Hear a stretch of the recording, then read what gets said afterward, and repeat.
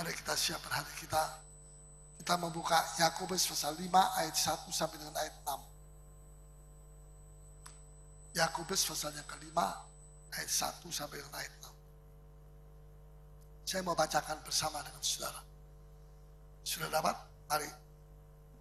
Jadi sekarang hai kamu orang-orang kaya, menangislah dan merataplah atas sengsara yang akan menimpa kamu. Sama-sama ayat 2. Kekayaanmu sudah busuk dan pakaianmu telah dimakan ngengat. Emas dan perakmu sudah berkarat dan karatnya akan menjadi kesaksian terhadap kamu dan akan memakan dagingmu seperti api. Kamu telah mengumpulkan harta pada hari-hari yang sedang berakhir. Sesungguhnya telah terdengar teriakan besar karena upah yang kamu tahan dari buruh yang telah menuai hasil ladangmu.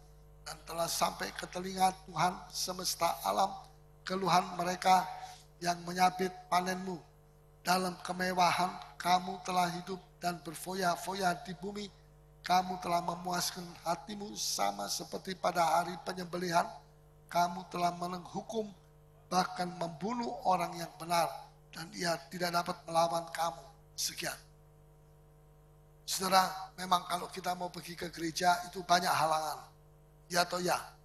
Kalau saudara mau pergi ke Pulau Kayangan ada halangan? Tidak ada. Mau pergi ke mall ada halangan? Malah didorong. Ya, tapi kalau pergi gereja itu banyak halangan. Banyak sandungan. Banyak percekcokan bisa terjadi antara suami istri. Hanya persoalan kecil. Ya, kita mesti mengerti bahwa itu di tempat hal-hal yang kecil itu setan ada di situ. Ya, secara tidak sadar kita mau dipakai oleh setan. Kalau kita tersinggung, suka tersinggung. Kalau mau pergi gereja, sedikit-sedikit tersinggung, sedikit marah. Sudah tidak mau pergi gereja. Itu orang masih dipakai sama setan. Saya bilang terus terang. Ya, belum dipakai sama Tuhan. Kalau kita mau dipakai Tuhan, kita tidak boleh tersinggung. Jangan kita mau menuruti hawa nafsu kita. Ya, kita mau siapkan, bersihkan hati kita. Supaya kita boleh mendengar firman Tuhan. Saya kembali kepada ayat 1. Jadi sekarang hai kamu orang-orang kaya, menangislah dan merataplah atas sengsara yang akan menimpa kamu. Saudara, saya mau bicara soal harta. Ya, tapi lebih dulu dalam ayat 1 ini, bagian ini ditujukan kepada orang-orang kaya. Perhatikan baik-baik. Tapi perhatikan, tidak kepada semua orang kaya. Kepada, jelas di sini, hanya kepada orang kaya yang tamak, yang bengis, yang suka menahan upah buruhnya, yang suka membunuh orang benar, yang tidak bisa melawan. Ya. Tapi orang kaya yang hidup dalam kebenaran tidak perlu takut terhadap ayat ini. Dengar, ya kalau saudara orang kaya dan saudara hidup dalam kebenaran, ini ayat bukan untuk saudara. Tapi tetap saya akan jelaskan, karena ini ada dalam Alkitab. Saya mesti jelaskan semua ayat, semua titik koma, semua. Saya mesti jelaskan itu kepada saudara. Ya, tapi kepada orang kaya yang mana? Orang kaya yang bengis, yang kejam, yang dan sebagainya. Tapi orang kaya yang hidup dalam kebenaran. Tidak. Tidak, ayat ini tidak ditujukan kepada mereka. Saudara tidak perlu takut kepada ayat ini. Bisa mengerti? Dalam Alkitab ada banyak orang kaya yang dikasihi oleh Tuhan. Abraham itu dikasih sama Tuhan. Kaya. Banyak orang berpikir bahwa karena kekayaannya dia, Tuhan benci sama dia. Tidak benar. Ya, jadi bukan Tuhan itu benci karena kita ini kaya. Padahal itu kekayaan Tuhan yang kasih sama Abraham. Nanti saya akan jelasin. Semua kekayaan di bumi ini miliknya Tuhan. Diberikan kepada kita. Cuma-cuma. Tidak usah bayar. Ya. Banyak orang kaya yang hidup berkenan kepada Tuhan. Jangan mengecap bahwa setiap orang kaya itu pasti jahat. Tidak betul itu. Banyak orang miskin juga jahat sekali. Suka maki-maki orang. Orang miskin, tapi mulutnya jahat. Ya, jadi bukan soal miskin, soal kaya, bukan soal hati. Begitu. Ya, Ayub orang kaya. Ya, Yusuf Arimatea yang minta mayatnya Yesus. Orang kaya, anggota DPR, orang terhormat. Ya, Ishak, nanti saya akan bacakan. Orang kaya raya, semakin lama semakin kaya, sampai sangat kaya. Tuhan cinta sama dia, Tuhan bela dia. Ya, jadi jangan anggap bahwa Tuhan itu bermusuhan dengan orang kaya, tidak. Orang kaya yang bagaimana? Jadi bukan kekayaannya, tapi caranya dia mendapatkan kekayaan. Itu yang salah, itu yang mesti dia bertobat. Bukan hartanya yang salah, bukan. Saudara, saya kembali. Harta itu, saya bicara soal harta lebih dulu ya. Harta itu tidak bersuara. Ada harta punya suara? Wah, nanti di lemari saudara saben malam ada suara. Ini harta akan saya curi. Wah, tidak bersuara. Tidak memihak kepada si A atau si B. Harta itu berasal dari Allah. Ya, dalam beberapa hal, seringkali manusia memperoleh harta itu dengan cara tidak halal. Nah, cara tidak halalnya ini yang salah. Ini yang mesti dirubah. Bukan hartanya. Ya, misalnya dengan cara korupsi dia beroleh harta. Dia jadi kaya tapi karena korupsi. Itu kekayaannya dia itu nanti akan jadi naik saksi. Dia akan dihakimi pada akhir zaman. Nah, enak-enak. Ya, cara merampok, mencuri, ya, menipu dengan cara kekerasan, ya, dengan cara ketamakan, kerakusan, tidak pernah dia puas, selalu mau terus. Yang miskin tambah miskin, yang kaya tambah kaya, boleh saja, tetapi caranya bagaimana? Tidak boleh dengan kerakusan. Orang rakus itu tidak pernah puas. Harta banyak, tapi hati tidak pernah puas. Itu satu penderitaan yang luar biasa. Ada begitu banyak manusia, tidak kekurangan apa-apa, tapi hatinya tidak puas. Apa sebabnya? Mengapa bisa terjadi demikian? Karena tidak ada damai, tidak ada Kristus di dalam dia. Karena cara-cara mengumpulkan harta, cara-cara yang tidak benar. Ya, saudara, apa yang kita terima, ya, yang kita terima yang bukan dari Tuhan. Semua kita terima dari Tuhan. Nanti saya akan jelaskan. Ya, semua kita terima dari Tuhan. Semua yang ada pada kita ini kita terima dari Tuhan. Hidup dari Tuhan. Sampai Ayub bilang begini, waktu aku datang lahir, aku datang dengan tangan kosong. Aku pulang, mati, juga dengan tangan penuh. Enggak, tangan kosong. Berarti waktu dia hidup itu di dunia itu bukan hasil kekuatannya dia.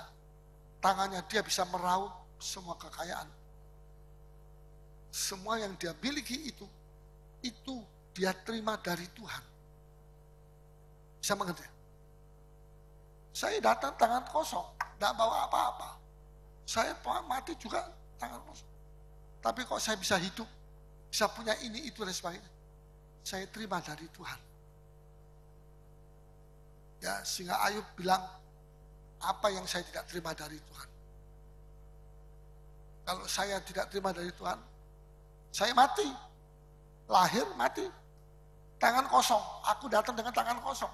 Tapi aku bisa hidup, berarti Tuhan memberi kepada aku. Ya. Contoh, misalnya air hujan.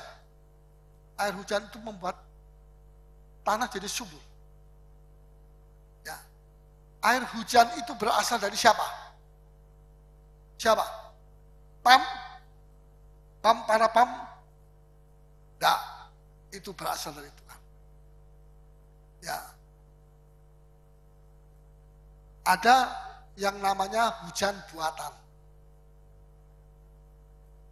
Hujan buatan itu dari teknologi tinggi. Manusia pintar bisa membuat teknologi untuk merubah jadi awan itu jadi hujan buatan. Supaya jangan awan itu gantung terus di atas, turunlah sekarang kamu. Dengan teknologi tinggi, dia bisa diturunkan dalam bentuk hujan. Tapi hujan buatan itu mesti ada awan lebih dulu. Kalau tidak ada awannya, biar teknologi manusia begitu tinggi, tidak bisa merubah itu awan jadi air hujan. Nah, awan itu siapa yang berasal dari siapa? Siapa yang membuat? Tuhan. Ya, belum ada teknologi hebat dari manusia sampai sekarang yang bisa membuat awan. Manusia tidak bisa membuat awan. Ya. Awan itu hasil dari sinar matahari yang menyinari bumi. Air dari bumi itu disinari jadi uap, naik. Laut disinari, ya jadi uap, naik semua. Terbentuklah awan di udara. Oleh sinar matahari. Manusia belum bisa membuat sinar matahari. Sinar matahari itu, saudara, kalau sudah lihat 5 menit saja mata buta. Tidak percaya? Coba nih. Wah, tapi jangan nanti polisi datang sama saya. Ini ajar apa ini? Kok buta semua? Ya. Itu sinar matahari belum, manusia tidak bisa contoh. Tidak bisa. Karena kalau ada pabrik matahari, itu seluruh dunia itu terbakar nanti, kena panasnya dari matahari itu, ya tidak tahan. Jadi manusia tidak bisa membuat sinar matahari. Ya. Sampai hari ini tidak ada teknologi bisa membuat awan, hanya Tuhan yang bisa. Amin. Kita terima dari Tuhan. Ya, tambang emas di Freeport, siapa yang punya? Tuhan yang punya. Siapa yang tanam di situ? Berjuta-juta tahun sebelumnya. Tuhan yang tanam. Tidak ada satu orang bisa tanam. Amerika tidak bisa tanam itu. Itu sudah asli waktu Tuhan ciptakan bumi, ditanam di Freeport situ. Gunung emas. Tambang perak. Tambang aluminium. Ya, tambang marmer. Waktu saya ke Italia, sepanjang perjalanan dari utara sampai ke selatan, sampai ke Roma, saya naik kereta api. Sepanjang jalan itu pabrik marmer. Itu marmer Italia itu paling terkenal. Itu marmer digali, ya, disusun, dicuci, perhalus, sepanjang perjalanan itu berapa ratus kilometer itu marmer saja semua yang digali. Siapa yang punya? Tuhan yang punya. Waktu Tuhan ciptakan bumi, langit bumi, marmer itu ditanam di situ sama Tuhan. Ya, tambang batu permata itu juga Tuhan yang punya. Semua berasal dari Tuhan. Bumi dan seisinya ini milik Allah. Di dalam tanah ini tersedia makanan yang begitu banyak, yang tidak habis-habis dimakan oleh manusia dari berabad-abad lamanya sampai hari ini. Ya, makanan yang tidak terhingga banyaknya. Bukan cuma di tanah, di dalam tanah ada banyak makanan. Sehingga pohon-pohon, hutan-hutan itu tidak kehabisan makanan. Ya, subur. Di dalam lautan juga ada begitu banyak, mungkin lebih banyak makanan daripada di dalam tanah. Ya, miliaran itu ikan-ikan yang kecil sampai yang paling besar. Itu makan semua dari plankton yang ada di dalam laut. Itu makanan di dalam laut Tuhan sediakan. Tidak habis-habis sampai hari ini. Bayangkan kalau orang Jepang, orang Taiwan, dia pakai apa itu? Pukat apa namanya? Jala, ya namanya apa? Pukat harimau. Bukan harimau yang ada di dalam laut, bukan. Pukat harimau. Itu diseret begitu saja. Ikan itu bisa satu gedung rumah yang besar. Isinya ya, tapi tidak habis-habis sampai hari ini. Luar biasa. Siapa yang punya? Tuhan yang punya. Ya, di udara. Jadi di tanah, di bawah tanah, di laut. Semua makanan ada. Di udara ada oksigen 6 miliar penduduk bumi, 6 miliar manusia menghisap oksigen tiap hari. Belum termasuk binatang-binatang yang menghisap oksigen. Tidak habis-habis itu oksigen sampai hari ini. Luar biasa. Tidak habis-habis. Tidak bayar kita. Kalau tidak ada oksigen, mati dia. Tidak ada oksigen, mati. Lemas. Mati. Tidak ada habis-habisnya. Semua itu adalah milik Allah. Diberikan kepada manusia. Termasuk manusia ateis yang tidak mengaku bahwa Tuhan itu ada dan hidup. Ya. Tapi manusia ateis ini juga makan dari makanan Allah. Bayangkan, termasuk sinar matahari itu disediakan untuk orang-orang jahat. Bukan orang baik saja, orang jahat. Coba kita baca, Matius 5 ayat 45. Ya, luar biasa. Matius 5 ayat 45. Karena dengan demikian, kamu menjadi anak-anak Bapamu yang di sorga, Ya. yang menerbitkan matahari bagi orang yang jahat Ya. dan orang yang baik, dan menerbitkan matahari bagi orang jahat dan orang baik. Bukan cuma kepada orang baik saja, tapi juga kepada orang jahat.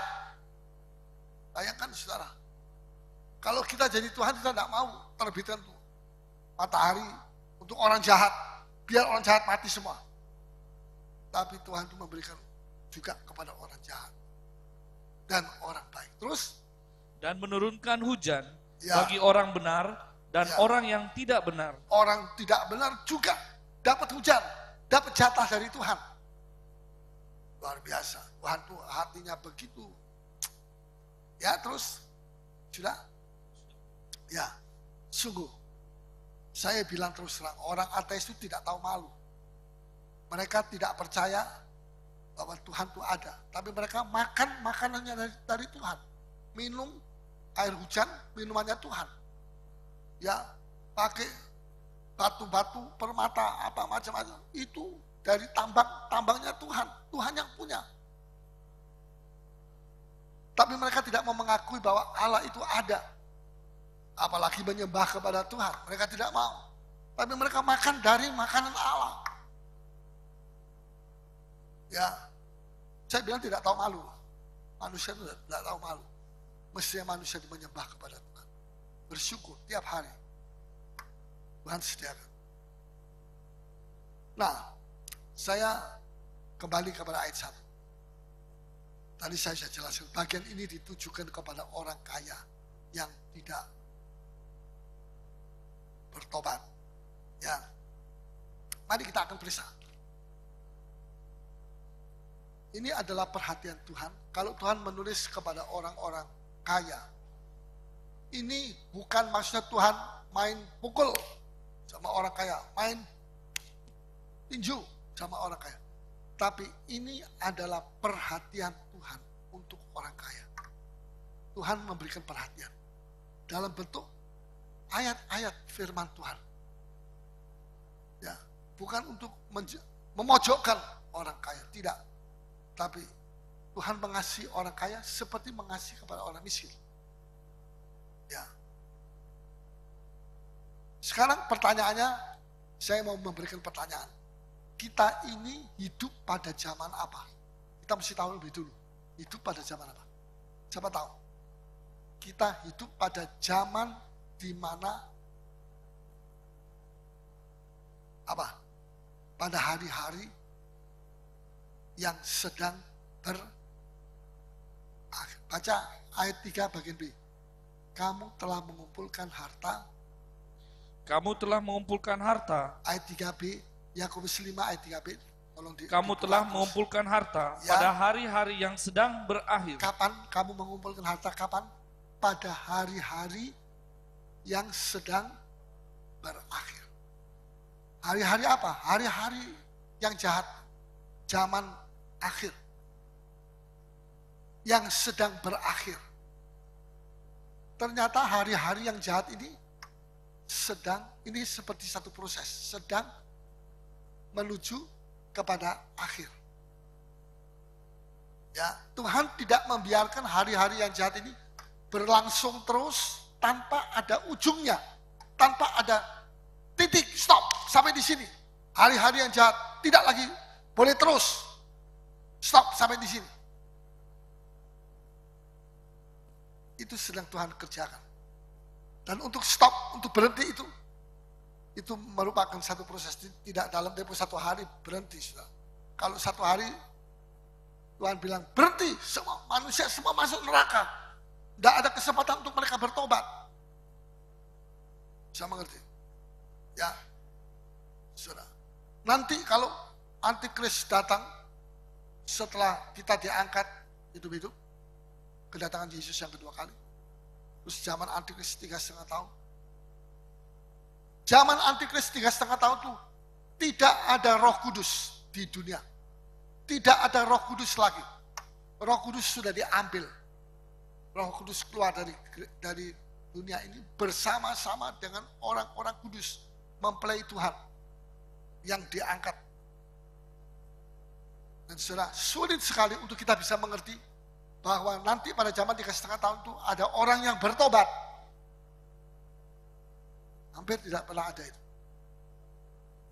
Apa sebabnya? Sebab sedangkan ada Roh Kudus saja sekarang, orang Kristen itu lebih banyak yang hidup dalam kedagingan, dalam dosa, dalam nafsu, dalam segala kejahatan. Ada Roh Kudus ini, di tengah-tengah kita ada Roh Kudus, kita masih hidup seperti itu. Apalagi kalau Roh Kudus sudah diambil dari atas muka bumi. Manusia hidup seperti binatang. Dia tidak takut sama Tuhan lagi. Ya. Kalau kita masih bisa hidup di dalam kekudusan, di dalam Roh, itu oleh sebab Roh Kudus yang ada di dalam kita. Dia yang menguatkan kita, memberi kekuatan kepada roh kita supaya kita tidak hidup dalam dosa. Entoh, walaupun Roh Kudus ada di dalam kita, masih banyak orang hidup dalam dosa. Banyak orang melanggar firman Tuhan. Apalagi kalau Roh Kudus sudah diambil dari atas muka bumi. Saudara bisa bayangkan, siapa yang bisa memberi kekuatan kepada kita untuk tidak hidup dalam dosa, tidak menuruti hawa nafsu. Yang memberi kekuatan kita itu Roh Kudus itu sudah pergi, sudah diangkat. Kita sembahyang, oh Roh Kudus tolong datanglah kepada saya. Tidak bisa, sudah diambil sama Bapa. Sebab itu, mari kita hargai kehadiran Roh Kudus yang masih ada sampai hari ini dalam hidup kita. Kita mesti berterima kasih kalau Roh Kudus itu masih ada di dalam. Rasul Paulus bilang di dalam 1 Korintus 3 ayat 16, tidakkah kamu baca? Tidakkah kamu tahu bahwa tubuhmu itu adalah rumah Allah, di mana Roh Allah ada tinggal di dalam kamu. Tubuh kita ini jangan dipakai untuk berzina, untuk bersundal, untuk yang jahat. Tubuh kita ini rumah Allah. Allah itu kudus, rumahnya mesti kudus. Tubuh kita ini mesti kudus, bukan roh kita saja. Tubuh kita. Ya, kalau orang bilang saya ada Roh Kudus tapi hidup di dalam perzinahan, dia pembohong besar. Tidak ada takut sama Tuhan. Sudah, saya mesti bicara terus terang. Karena kedatangan Tuhan sudah dekat. Ini salah satu bank di Indonesia ini sudah pakai chip 666 itu. Yaitu alat dipasang di sini atau di sini. Itu pengganti uang. Itu alat pelacak. Kalau orang itu mau lari, akan ketahuan. Ini dia sekarang ada di lintang berapa, bujur berapa, lintang berapa. Polisi bisa datang ke sana, bisa tangkap dia. Dia sembunyi dimanapun, kelihatan. Ketahuan.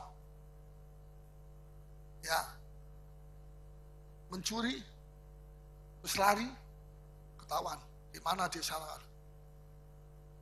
Ya, menculik, terus lari, bawa culikannya, ketahuan. Dia sekarang bersembunyi di sebuah bawah jembatan. Bisa tahu. Ya. Antikris itu bisa menguasai seluruh dunia, seluruh manusia. Orang yang sudah dimasuki chip itu 666, begitu masuk, roh antikris, roh binatang itu merajalela di dalam dia. Perilakunya berubah. Bentuk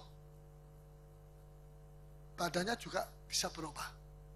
Jiwanya berubah. Rohnya, akhirnya rohnya juga berubah. Ya. Orang Kristen itu begitu dia dimasuki chip itu, tidak bisa diampuni lagi. Dia milik dari antikris. Begitu chip itu dimasukkan di sini, seperti orang itu menyerahkan diri, menyerahkan jiwanya kepada antikris. Hidup kita ini milik Tuhan. Kita menyerahkan diri kita kepada Tuhan. Tapi dengan adanya chip itu, kita menyerahkan diri kita kepada antikris. Antikris yang berkuasa di dalam hidup kita. Tidak bisa kita mau tolong dikeluarkan lagi, tidak bisa dikeluarkan. Tidak ada ampun dosa untuk itu, tidak ada. Ya. Kecuali dia mati binasa masuk neraka, dihukum sampai selama-lamanya. Ini bukan nakut-nakuti. Berbahagialah orang yang percaya dan dia bertobat hidup sungguh-sungguh di dalam Tuhan. Coba tolong bacakan 1 Korintus 3 ayat 16. Tidak tahukah kamu bahwa kamu adalah bait Allah, Ya. dan bahwa roh Allah diam di dalam kamu? Ya, bahwa kamu itu bait Allah, rumah Allah. Dan roh, apa? Roh Allah. Roh Allah diam di dalam kamu. Sedangkan roh Allah diam di dalam kita, kita ini masih banyak kali pakai nafsu. Apalagi kalau roh Allah sudah diambil. 3,5 tahun tidak ada roh Allah di dunia ini. Jadi apa kita nanti? Hidup kita ini tidak ada rem seperti itu. Hargai. Roh Kudus mesti kita hargai. Ya, kita mesti siap, betul-betul siap untuk menyongsong kedatangan Tuhan Yesus yang kedua kali. Saudara, Tuhan tidak membiarkan hari-hari yang jahat ini berlangsung terus tanpa akhir. Akan ada akhir. Ya. Tuhan Yesus bilang begini kepada orang Farisi. Orang Farisi, kamu tuh lebih pintar membaca tanda-tanda langit, tanda-tanda di langit daripada membaca tanda-tanda zaman. Tanda zaman kamu tidak mengerti bahwa kita ini sekarang ada pada zaman yang terakhir. Tanda di langit kamu bisa membaca. Kalau pagi langit warnanya merah, ya ini hari kurang bagus, kemarau. Kalau sore warnanya redup, wah ini panas. Bisa membaca, tapi tidak bisa membaca tanda-tanda zaman. Coba kita baca itu. Dalam Matius 16 ayat 2 dan 3. Matius 16, 2, 3. Ya, perhatikan betul-betul firman Tuhan ini. Ya. Ya.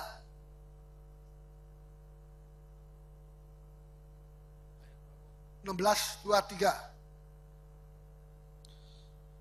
Matius 16. Tetapi jawab Yesus, pada petang hari, karena langit merah, kamu berkata, hari akan cerah. Dan pada pagi hari, karena langit merah dan redup, Ya. kamu berkata, hari buruk.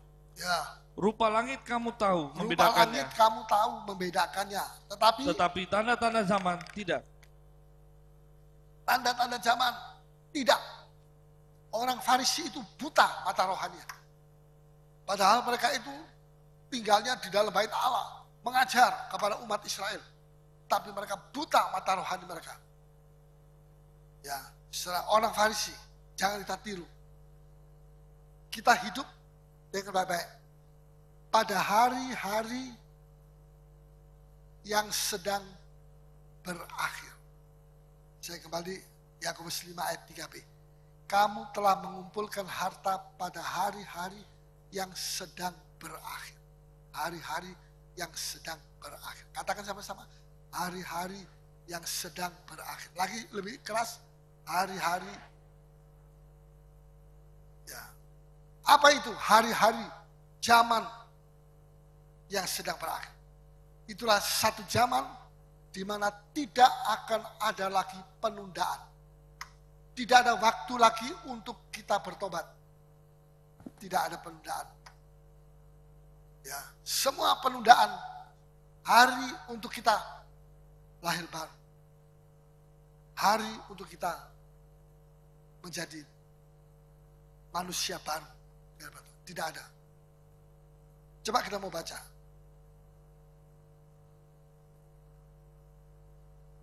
Wahyu 10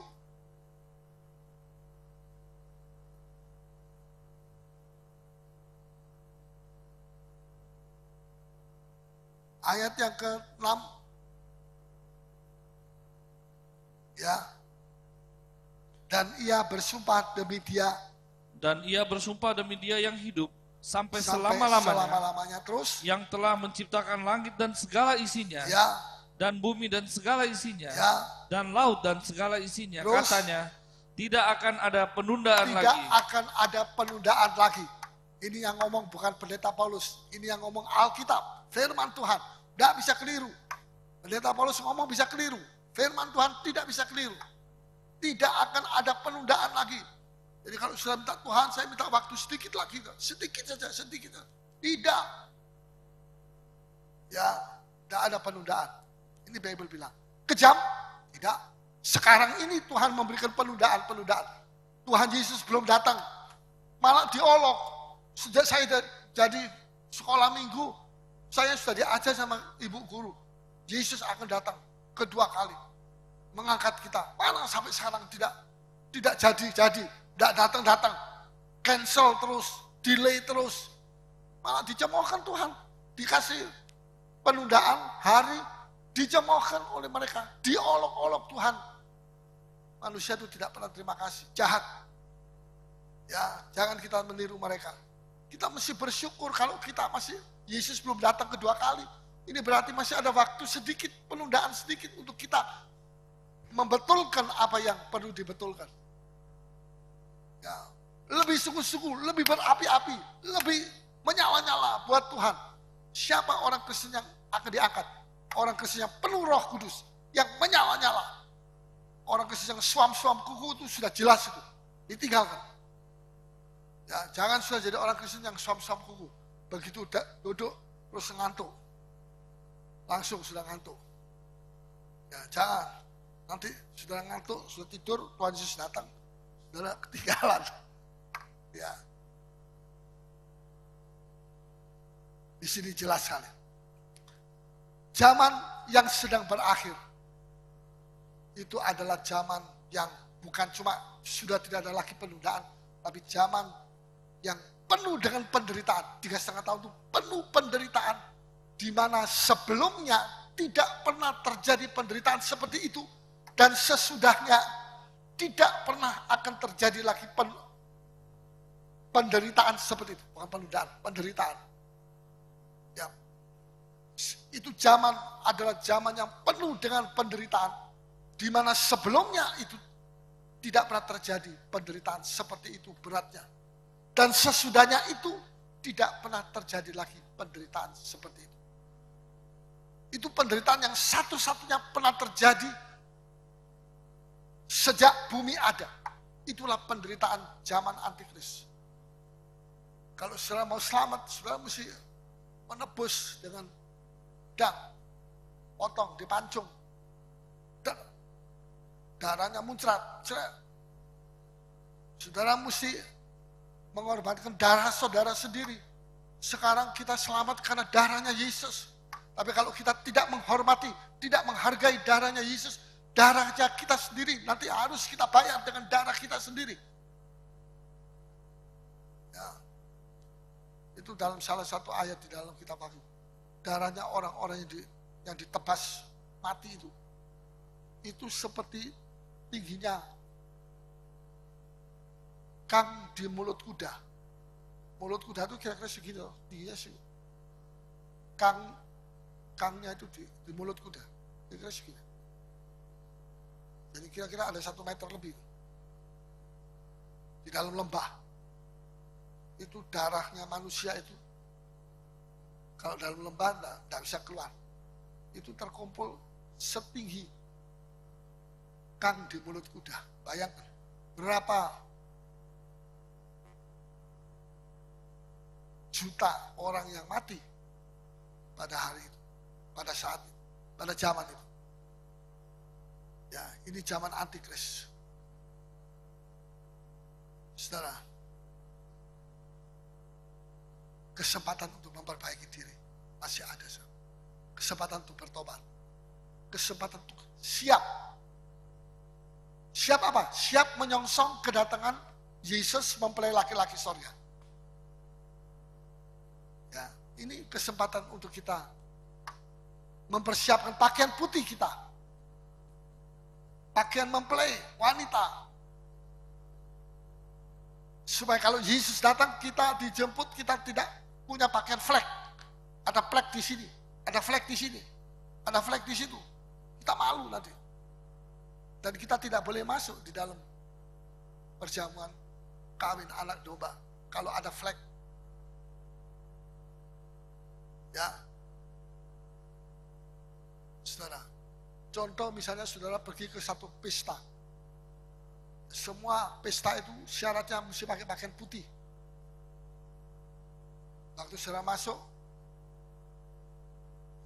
saudara tidak lihat bahwa di sini ada flag. Begini, orang lihat, sudah dikasih tahu, aduh sudah bingung, mau apa ini salah? Ini sudah masuk di dalam ruangan pesta. Ya, tidak bicara soal hukuman, bicara soal malu. Nanti banyak orang Kristen malu waktu kedatangan Yesus. Karena hidupnya banyak flek, usah. Sekarang ini kesempatan untuk kita menyucikan diri kita di hadapan Tuhan. Ya, kesempatan untuk siap. Saudara, kalau namanya siap, jangan dicampur dengan pekerjaan-pekerjaan, tugas-tugas yang lain. Ya, contoh, kalau saudara mau pergi ke kebaktian, misalnya, kebaktian pemahaman Alkitab, jam 6 mulai, saudara siap jam 5. Kemungkinan saudara masih terlambat datang. Kalau jam 5, setengah 5. Ya, saudara siap mau pergi gereja. Siap ya, siaplah untuk segala sesuatu yang berhubungan dengan menyiapkan diri, menyiapkan pakaian, menyiapkan sepatu, menyiapkan anting-anting, menyiapkan apa lagi? Sabuk, selepek, menyiapkan ginju, menyiapkan alis buatan, menyiapkan ya apa saja.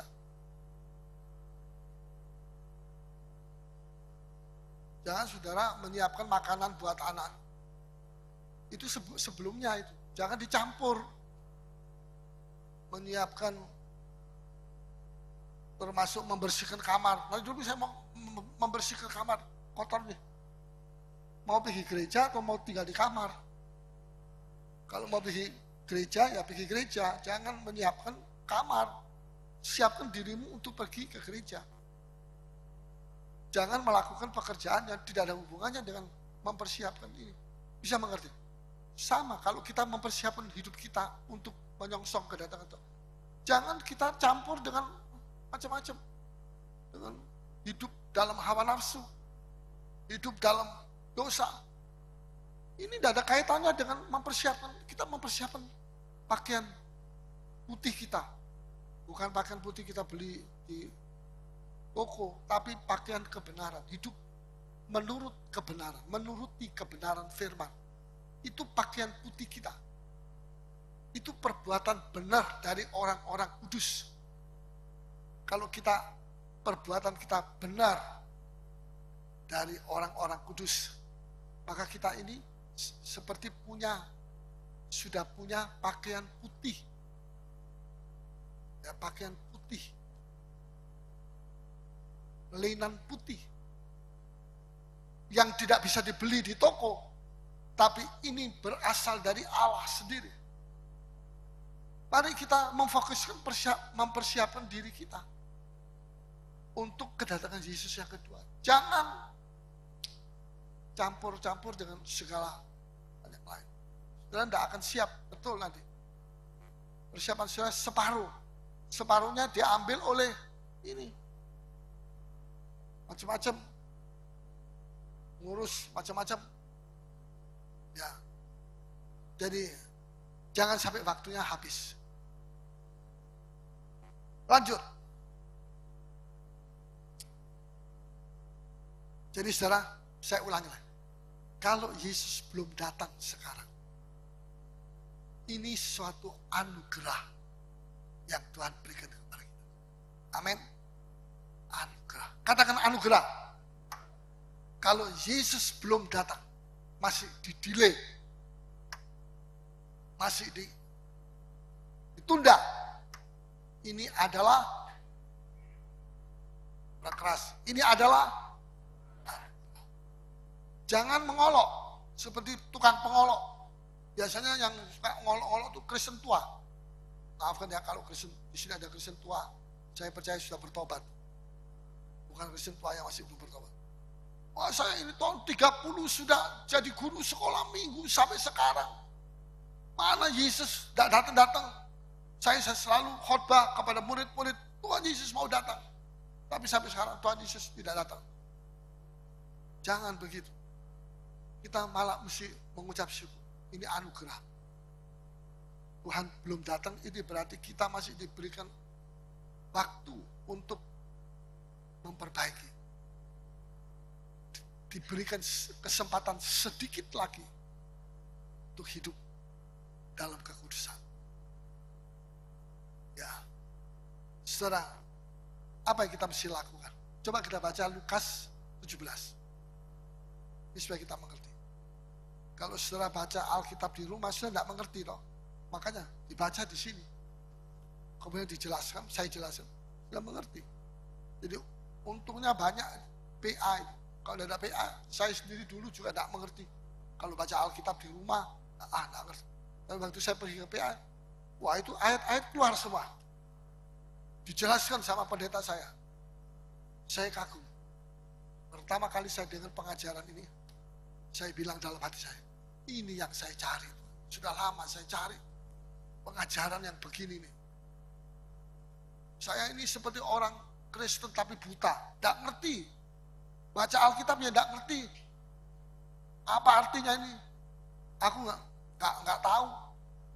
Orang Jawa bilang aku nggak tahu. Apa ini artinya? Tapi ada pemahaman Alkitab. Memang tidak semua gereja punya PA di Surabaya pada waktu itu. Ya, tapi yang ada ini saya bilang, ini yang saya cari sudah lama. Saya cari terus 7 tahun, cuma 7 tahun saya digembalakan di situ. Terus Tuhan panggil saya jadi hamba Tuhan. Saya keluar mengabarkan Injil sampai hari ini. 53 tahun, bayangkan. Saya tetap pegang pengajaran ini, ajaran dari firman Tuhan. Coba kita baca ya. Lukas 17 ayat 28, mulai. Demikian juga seperti yang terjadi di zaman Lot. Di zaman Lot, terus Mereka makan dan minum, ya, mereka membeli dan menjual, mereka menanam dan membangun. makan, minum, membeli, menjual, menanam modal, membangun, ya apa saja, membangun bangunan yang besar. Terus ayat 29, Tetapi pada hari Lot pergi keluar dari Sodom, ya, turunlah hujan api dan hujan belerang dari langit, dan membinasakan mereka semua. terus Demikianlah halnya kelak pada hari di mana anak manusia menyatakan dirinya. ya, Barang siapa pada hari itu sedang di peranginan di atas rumah, di atas rumah, dan barang-barangnya ada di dalam rumah, di tempat peranginan, tempat untuk kongko-kongko di situ, omong-omong, habis makan naik di atas, duduk-duduk di situ, tempat peranginan. Itu rumahnya orang Yahudi itu begitu. Ya, di atas rumah dan barang-barangnya ada di dalam rumah, di bawah. Di dalam rumah berada di bawah. Janganlah ia turun untuk mengambilnya. janganlah ia turun untuk mengambilnya. Nah, jadi Dan- sudah artinya begini, jangan kita menyibukkan diri dengan perkara-perkara yang di bawah. Perkara di bawah itu perkara dari dunia ini. Jangan kita menyibukkan, jangan turun. Jangan kita menyibukkan, kita sudah di atas. Carilah perkara-perkara yang di atas. Ada ayatnya. Dalam Filipi pasal berapa saya? Berapa? Kolose 3 ayat 1. Tolong bacakan Kolose 3 ayat 1. Supaya saudara tahu. Ya, terus kita di atas peranginan itu berarti kita carilah perkaranya di atas. Dari Tuhan. Ya. Kolose 3 ayat 1. Ya, Karena itu, kalau kamu dibangkitkan bersama dengan Kristus, ya, carilah perkara yang di atas, ya. di mana Kristus ada, Di mana duduk di Kristus sebelah ada. kanan Allah. Duduk sebelah kanan Allah, luar biasa. Carilah Kristus, perkara yang di atas. Ya, keselamatan, firman Tuhan, perkara di atas. Roh Kudus, ya, ketekunan, iman, kesabaran, itu semua perkara di atas. Kasih, ya, kesetiaan, buah-buah roh itu, semua itu perkara-perkara yang di atas kita cari. Jangan kita terus sibuk dengan perkara dunia ini saja. Sedangkan kita hidup pada hari-hari di mana sedang berakhir. Ini bahaya sekali. Tiba-tiba hari itu berakhir, stop sama sekali. Kita belum siap. Menghadapi kedatangan Yesus saja kita belum siap. Antikris datang. Caplok kita. Ya. Ya, jadi jangan kita sibuk dengan perkara dunia. Tidak berarti tidak boleh kerja. Boleh kerja. Tapi jangan itu yang nomor satu kita utamakan dalam hidup kita. Terus, ya terus janganlah ia turun untuk mengambilnya. Dan demikian juga orang yang sedang di ladang, ya, janganlah ia kembali. Di ladang Tuhan, pelayanan. Kalau kita ada dalam pelayanan di ladang Tuhan, jangan kembali. Artinya jangan tinggalkan pelayanan itu. Kalau kita menghadapi kedatangan Yesus kedua kali, ya di pihak yang lain menghadapi antikris, kita tinggalkan pelayanan, oh bahaya sekali untuk orang. Dia bisa masuk zaman antikris. Jangan tinggalkan. Tetap di ladang, maksudnya begitu ya. Tetap di ladang. Ladang Tuhan. Bawa jiwa, cari jiwa. Semangat melayani Tuhan. Terus, biar percobaan ada, tetap kita terus. Karena kalau toh kita mesti menderita, cuma sedikit waktu kita menderita. Waktunya sudah singkat, sebentar lagi Yesus datang kedua kali. Amin. Jadi kalau kita menderita, enggak sampai 100 tahun kita mesti menderita terus. 10 tahun kita menderita terus. Saya kira antikris tidak sampai 10 tahun lagi, dia sudah muncul. Ya, jadi kita mesti hati-hati. Ini masa-masa yang menentukan sekali. Sikap kita menentukan, kita masuk, kita diangkat sama-sama. Kedatangan Tuhan atau kita masuk zaman antikris. Terus? Ingatlah akan istri Lot. Ya, tapi sudah dengar baik-baik. Apa yang mereka lakukan? Mereka makan, minum, ayat 28. Lot di Sodom. Mereka membeli, menjual. Mereka menanam dan membangun, ayat 28. Mereka sibuk dengan perkara-perkara itu. Seperti Lot. Mereka lakukan semua itu justru pada hari-hari yang sedang berakhir. Ya. Sekali lagi, saya mau beritahu kepada saudara, jangan salah paham. Tidak berarti saudara tidak boleh kerja. Kalau tidak kerja mau makan apa? Tidak boleh bisnis. Boleh. Tapi jangan itu yang nomor satu kita cari. Sampai kita tidak ada tempo untuk pergi ke gereja, untuk pergi ke PA. Tidak ada tempo untuk hari Minggu. Lembur, mesti kerja keras. Wah, bagaimana ini? Bisa mempersiapkan diri untuk kedatangan Tuhan yang kedua kali. Sibuk terus. Padahal Tuhan yang memberi waktu kepada kita untuk hidup dan untuk berusaha. Itu waktu untuk hidup dan berusaha. Itu kita terima dari Tuhan. Tapi kita bilang tidak ada tempo Tuhan, saya sibuk sekali. Bagaimana ini? Saya overwork, saya kerja lembur. Kok kita tidak sungkan sama Tuhan? Padahal Tuhan yang memberikan waktu hidup untuk kita. Ya, saudara, perhatikan. Kejadian 26 ayat 25. Saya minta perhatian saudara tentang kehidupan Ishak. Ishak orang kaya, tapi bagaimana cara hidupnya dia? Kita periksa supaya kita menjadi orang kaya yang punya cara hidup seperti Ishak. Kejadian 26 ayat 25. Tolong bacakan. Sesudah itu, Ishak mendirikan mezbah di situ, ya, dan memanggil nama Tuhan. Ya, Ishak mendirikan mezbah di situ.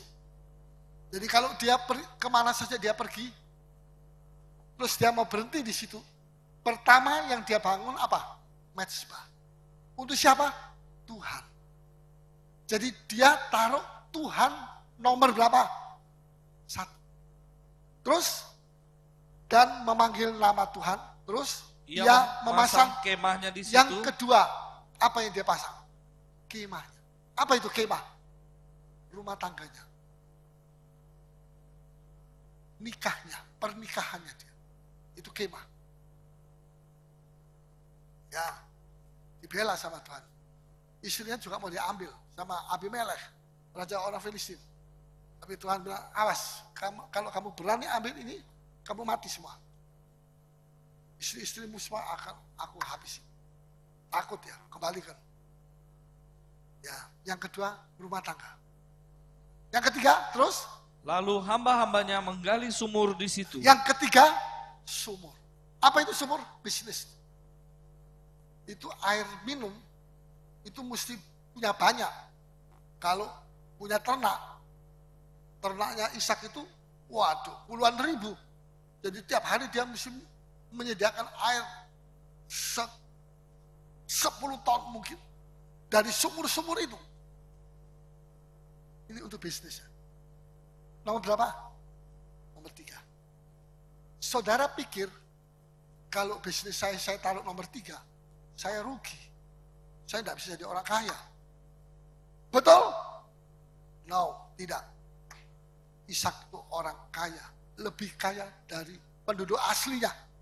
Dia pendatang, musafir. Sampai orang Filistin cemburu sama dia, usir dia. Ishak ngalah, Ishak pergi. Setelah pergi, dilihat di tempat yang jauh sana, Ishak itu makin kaya, makin diberkati. Abimelekh datangi Ishak.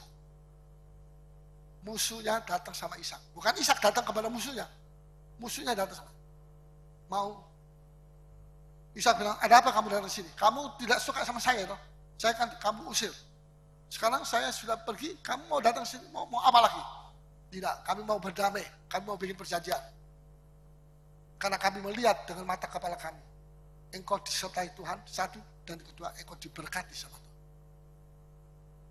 Bukan lewat perantara apa kata orang bilang kamu diberkati. Tidak. Bukan apa kata orang bilang begini, kamu diberkati. Tidak. Mata kami sendiri melihat kamu diberkati. Lebih dari kami. Padahal dia taruh bisnisnya nomor 3. Hanya orang Kristen taruh bisnis nomor 1. Terus sendat-sendat. Pakai kekuatan sendiri. Ishak tidak. Ya. Luar biasa. Mezbah itu untuk Tuhan. Tuhan nomor 1. Artinya Tuhan itu spesial. Nomor 1 itu ada spesial. Tuhan itu yang utama. Bagaimana? Tuhan yang utama dalam hidup saudara atau Tuhan yang spesial? Atau tidak? Atau Tuhan nomor 2, nomor 3 dalam hidup Anda? Bagaimana? Saudara sendiri yang bisa tahu itu. Bukan orang lain. Saudara sendiri yang bisa memeriksa. Saudara meletakkan Tuhan di dalam nomor 1, nomor 2, atau nomor 3? Ya. Kalau kita jadikan Tuhan utama di dalam hidup kita, maka Tuhan akan utamakan kita juga di dalam ruang matanya. Kita menjadi orang yang diutamakan. Karena kita mengutamakan Tuhan, Tuhan mengutamakan kita. Oh, luar biasa. Ya. Coba kalau sudah diutamakan sama presiden, selalu sudah diutamakan sama presiden. Rasanya bagaimana? Itu baru presiden, tapi ini Tuhan utamakan. Sudah akan jadi orang yang diutamakan di ruang mata dari Tuhan. Kalau saudara menjadikan Tuhan spesial dalam hidup saudara, spesial dalam hidup saudara, maka Tuhan akan jadikan saudara juga orang spesial. Orang spesial di ruang matanya dia. Karena apa? Karena kita menjadikan Tuhan Tuhan spesial dalam hidup. Maka Tuhan jadikan kita juga orang spesial di ruang matanya. Ya. Dan orang spesial pantas menerima berkat spesial. Betul? Salah? Betul. Ya. Kalau kita baca ini dalam Kejadian, sampai orang Filistin cemburu. Kenapa bisa cemburu? Kalau itu berkat biasa-biasa, orang tidak akan cemburu sama saudara. Tapi kalau saudara diberkati dengan berkat spesial, orang akan cemburu sama saudara.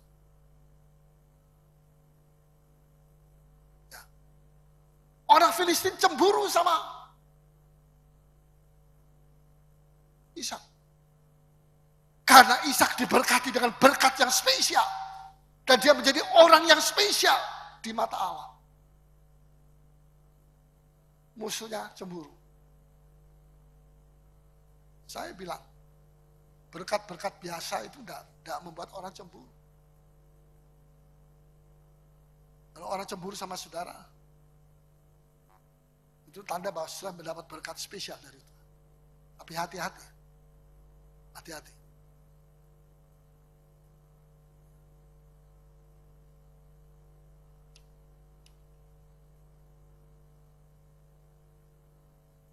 Bukan cuma itu, ditambah lagi dalam ayat yang ke-11. Coba tolong baca ayat 11. Lalu Abimelek memberi perintah kepada seluruh bangsa itu. Ya. Siapa yang mengganggu orang ini atau istrinya, pastilah ia akan dihukum mati. Di sini Tuhan tambahkan perlindungan atas rumah tangga. Nikahnya. Dilindungi. Ini perlindungan atas rumah tangga ini tidak kalah pentingnya dengan berkat yang Tuhan berikan, berkat spesial kepada dia. Tidak kalah pentingnya. Malah saya bilang ini lebih penting daripada berkat jasmani. Apa gunanya sudah punya uang banyak tapi rumah tangga sudah hancur? Suaminya leweng, istrinya leweng. Ya, semuanya leweng. Tidak ada gunanya itu. Uang banyak, rumah tangga kacau. Seperti neraka. Ya. Di sini kita melihat. Coba tolong bacakan ayat 12. Dan cepat saja. Maka menaburlah Ishak di tanah itu. Ya. Dan dalam tahun itu juga ia mendapat hasil 100 kali kali. lipat. Sebab ia diberkati Tuhan. Berapa? 100 kali lipat. Berkat apa itu 100 kali lipat? Berkat spesial. Jadi dia tanam satu benih, tahun yang sama itu, dia menuai 100 kali. Pantasan aja orang Filistin itu cemburu, ngamuk. Ini penduduk orang musafir, orang asing di tengah-tengah kita. Kita ini penduduk pribumi. Kita miskin. Ishak yang kaya. Tapi Ishak bilang, ini bukan karena saya. Karena siapa? Coba tadi baca ayat berapa? Ayat 12.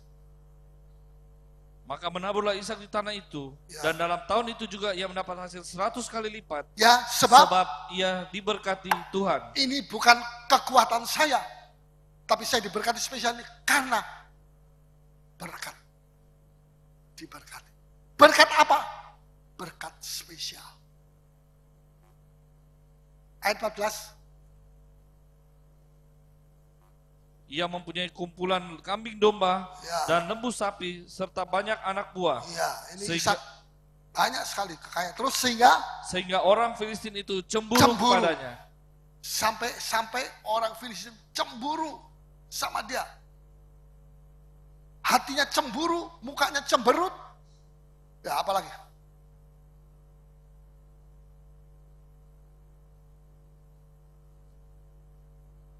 Tuhannya Ishak adalah Tuhan kita. Apa gunanya kita dengar firman Tuhan begitu bagus, kita tidak mengalami. Jangankan berkat Om. Nah, ini saya mau pulang. Saya mau selesai. Nah. Tapi sudah dengar, sekalipun Ishak diberkati spesial, dia tetap menaruh Tuhan nomor satu. Pintar sudah, nomor satu. Dengan prakteknya saja. Tuhan tidak bergeser dari nomor satu. Dengar ya, banyak orang Kristen diberkati, baru diberkati sedikit. Sudah bilang, aduh Om, saya tidak ada waktu pergi PA. Tidak ada waktu saya pergi hari Minggu. 2 minggu sekali saya pergi gereja, tidak bisa setiap minggu. Repot, sibuk. Baru diberkati sedikit sudah ada tempo untuk Tuhan. Tuhan sudah digeser sama dia, nomor 2, nomor 3. Ini bukan antara dia dengan siapa-siapa, dengan gereja, antara kita dengan Tuhan. Ya. Tapi tidak demikian dengan Ishak.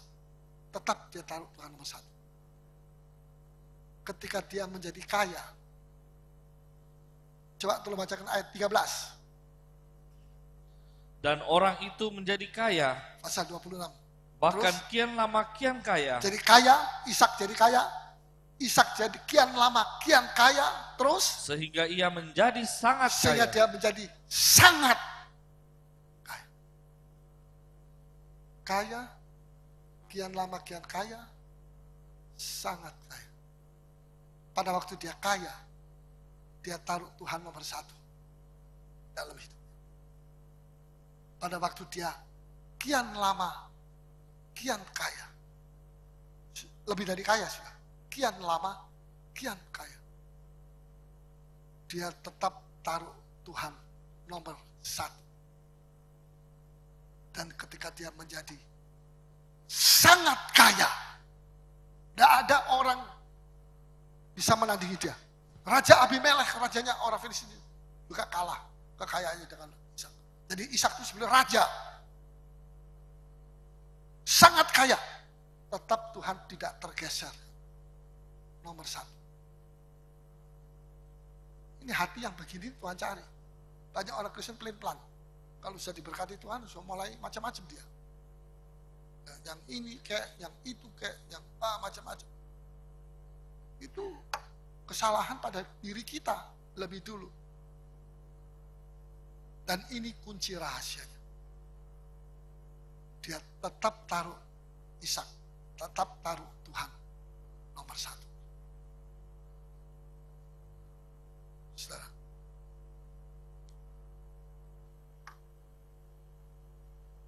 Banyak Ishak itu masih ada. Dia ada di sini. Dia hidup. Sudah kekurangan, ini sudah sampai berkat spesial. Kalau sudah kekurangan itu bukan janji Tuhan sama sekali. Tidak. Sudah mesti bilang, Tuhan saya percaya engkau tidak janji saya kekurangan. Ini karena kesalahan saya. Kekurangan. Mungkin saya tidak mengembalikan milik Tuhan dengan betul. Mungkin saya main-main dengan milik Tuhan. Tuhan cabut sedikit, lebih sedikit berkatnya. Mari, kita mau datang sama Tuhan.